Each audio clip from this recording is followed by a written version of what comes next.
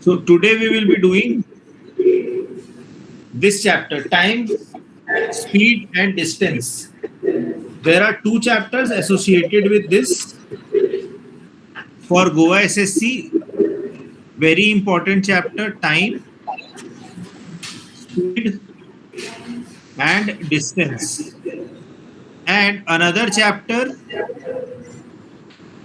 boats and stream, is already attached with this chapter. So there are two chapters which we will be doing today together. Okay. So first we will be doing the basics of this chapter. Time, speed, distance. Okay. Very, very important formula which is very much useful here is speed. So formula for speed is distance upon time. This is the first formula which most of you guys must have heard of. Speed is equal to distance upon time. So yahi se we will derive distance is equal to speed into time. Time gets multiplied here. So distance is equal to speed into time, and time will be equal to distance upon speed. So these are three formulas which are very, very important. All are related with each other. Speed is equal to distance upon time. So time goes here. Time is equal to distance upon speed, and distance is equal to speed into time. Now, very important thing, the unit of speed is distance. The unit of distance is kilometer. The unit of time is hours. So the unit of speed is kilometer per hour. The unit of speed is kilometer per hour. This is very, very important. The unit is kilometer per hour. Now, in many questions in exam, you will see somewhere it is kilometer per hour and somewhere it is in meters. So meter per second. Now, very important one concept which is there, which most of the students do not properly follow, is conversion. So very important thing, conversion. Conversion of speed. So if you want to change kilometer per hour into meter per second, you have to multiply it with something. Similarly, if you want to convert meter per second into kilometer per hour, you have to multiply with something. Now let us see what to multiply. Kilometer per hour. So in 1 kilometer, what does it mean? It means 1 kilometer and 1 hour. So when you change it, 1 kilometer will be how much? 1000 meter, and 1 hours will be how much? 1 hours there are 60 minutes, and in 60 minutes there are 60 seconds. So if you want to do hours into seconds, it will be 60 into 60 seconds. Cancelling 0 0 0 0, and then a further cancelling of 2 3s are 6, 2 5s are. You will multiply it by 5 by 18. So whenever you have to change kilometer per hour into meter per second, you have to multiply by 5 by 18. And whenever you have to change meter per second into kilometer per hour, this is opposite. Then you have to multiply by 18 by 5. So 5 by 18 and 18 by 5. So kilometer per hour into meter per second, 5 by 18 से multiply करना है, meter per second into kilometer per hour 18 by 5 से करना है. जैसे if I say 36 kilometer per hour and we have to change in meter per second, so we will do what? 36 into 5 by 18. So 18 ones are 18 twos are. So 5 into 2 10. Answer will be 10 meter per second. This is the answer. 10 meter per second. Similarly, if it is 20 meter per second and you have to convert, so 20 into 18 upon 5. 5 ones are 5 fours are 18 fours are 72 kilometer per hour. This is how we convert kilometer per hour into meter per second. This is very important. This is being used in many questions. So we have to basically know and see that 1 kilometer is equal to 1000 meters. 1 hour is equal to 60 minutes and 1 minute is equal to 60 seconds. This is how these questions will be solved. Okay. This is very important. This is the first thing which comes in time, speed, distance. Another thing which is very important is relative speed. Now, what do we mean by relative speed? There will be many questions in which question comes from train. Like one train is coming from this side, another train is coming from this side. The speed of this train is X, the speed of this train is Y. So what happens to the total speed? So in this case, the total speed, because both are coming opposite, it will be X plus Y. Okay. This you can assume like you are sitting in one train. You are sitting in one train and one train is coming from opposite direction. So what we usually feel is कि दूसरी train जो है वो हमारी train से ज्यादा fast cross करती है क्योंकि दोनों की स्पीड ऐड हो जाती है. तो this is case 1. Now in case 2, if both the trains are running in same direction like T1, T2, T1 जो है वो T2 से ज्यादा है स्पीड. ओके, T1 की स्पीड ज्यादा है, मतलब X ज्यादा है Y से. तो इस कंडीशन में जो टोटल स्पीड होती है that becomes X minus Y. That becomes X minus Y. Okay, इसका एक बहुत क्लासिक एग्जाम्पल है, एग्जाम में बहुत जगह ये क्वेश्चन आएगा कि there is a thief who is running. एक चोर दौड़ रहा है, उसके पीछे there is a policeman who is running. तो पुलिस की स्पीड ज्यादा होनी चाहिए थीफ से, तभी वो जाकर के उसको कैच कर पाएगा. तो इस कंडीशन में जब भी ये क्वेश्चन आए, speed of police minus speed of thief, ऐसा क्वेश्चन बनता है. Speed of police minus speed of thief, ऐसे क्वेश्चंस को बनाया जाता है पुलिस और थीफ के केसेस में. तभी जाकर के पुलिस को कैच कर पाएगा.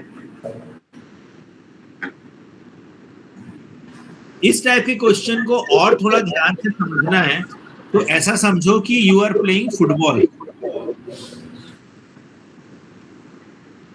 Now there are two people, like you are running A, your friend is coming B, और दोनों हेड ऑन कोलिजन करते हो, मतलब ऑपोजिट चल रहे हो दोनों के दोनों के दोनों ऑपोजिट आ रहे हो, और एक दूसरे को अगर टकराए, एक दूसरे से हिट किए तो ज्यादा नुकसान होगा, या फिर अगर A एक डायरेक्शन में है और B उसको फॉलो कर रहा है. A एक डायरेक्शन में है, B उसको फॉलो कर रहा है और B A से पीछे टकराता है तो ज्यादा नुकसान होगा. तो डेफिनेटली हेड ऑन कोलिजन में ज्यादा नुकसान होगा. क्यों? क्योंकि इस कंडीशन में स्पीड जो होती है वो हो जाती है speed of A plus speed of B. जबकि इस कंडीशन में ऐसा होता है कि अगर A B से ज्यादा है तो फिर मेरी स्पीड होती है speed of A minus speed of B, और अगर B A से ज्यादा है तो मेरी स्पीड होती है speed of B minus speed of A. इस तरीके से ये स्पीड का पूरा फंडा चलता है. इन्हीं क्वेश्चंस में you will find questions from train and platform. ठीक है, कि एक ट्रेन है और एक प्लेटफॉर्म है। तो इस कंडीशन में एक चीज ध्यान रखना कि डिस्टेंस जो होता है, डिस्टेंस हो जाता है distance of train plus distance of platform, ये ऐड हो जाता है। Distance of train and distance of platform ये दोनों ऐड हो जाते हैं। ओके, अगर ट्रेन एंड ट्रेन हो, दो ट्रेन हो, ट्रेन एंड ट्रेन, दो ट्रेन हो, तो जो टोटल डिस्टेंस होता है वो distance of train 1 plus distance of train 2, इस तरीके से ये डिस्टेंस कैलकुलेट, इस तरीके से ये पूरा का पूरा डिस्टेंस जो है वो कैलकुलेट किया जाता है। ओके, तो ये सब इसके बेसिक्स हैं। और आगे देखते हैं और कौन कौन से बेसिक्स हैं इसमें। अब आगे जैसे बढ़ेंगे तो एक दूसरा फंडा लगता है, एवरेज स्पीड। नेक्स्ट एक और फंडा आता है इसमें, एवरेज स्पीड का।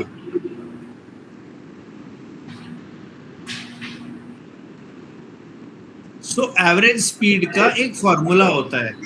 जैसे कोई बंदा है, ए से बी गया 10 किलोमीटर पर आवर के हिसाब से, ए से बी गया, और कोई बी से ए आया 20 किलोमीटर पर आवर की स्पीड से। ठीक है, ए से बी गया 10 किलोमीटर पर आवर की स्पीड से, बी से ए आया 20 किलोमीटर पर आवर की स्पीड से। तो ऐसा नहीं होता कि एवरेज स्पीड सीधा 10 + 20/2 हो जाए, ये दिस इज रॉन्ग, ऐसा नहीं होता। ओके, तो क्या होता है इस कंडीशन में, एवरेज स्पीड अगर निकालनी है तो फॉर्मूला ये बनता है कि average speed is equal to, पहले आप टोटल डिस्टेंस निकालोगे, टोटल डिस्टेंस पहले निकालोगे, डिवाइडेड बाय, इसको डिवाइड करोगे टोटल टाइम से। तो एवरेज स्पीड का फॉर्मूला होता है total distance upon total time, ये एवरेज स्पीड का फॉर्मूला होता है। ठीक है, average speed is equal to total distance upon total time.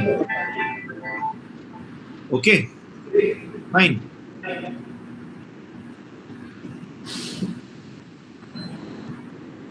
Next concept इसमें जो लगता है, that is boat and stream.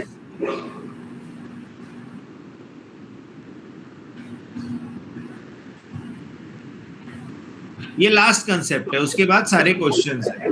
Boats और स्ट्रीम में क्या होता है कि जैसे एक स्ट्रीम बह रही है, रिवर हो सकता है, कुछ भी हो सकता है, ठीक है।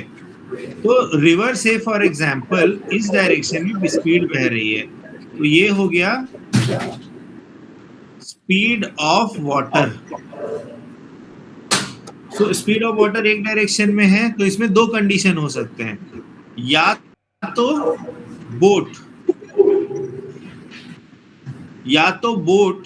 अपोजिट डायरेक्शन में चले, या फिर बोट सेम डायरेक्शन में चले। दो कंडीशंस होती हैं, या तो बोट अपोजिट डायरेक्शन में चले, या तो बोट सेम डायरेक्शन में चले। तो अगर ये ऑपोजिट डायरेक्शन में चलता है, सो इस केस में मेरा स्पीड जो होता है, मतलब टोटल स्पीड जो होता है वो हो जाता है, ऑपोजिट में मैं बता रहा हूं ना, ऑपोजिट में speed of boat minus speed of water.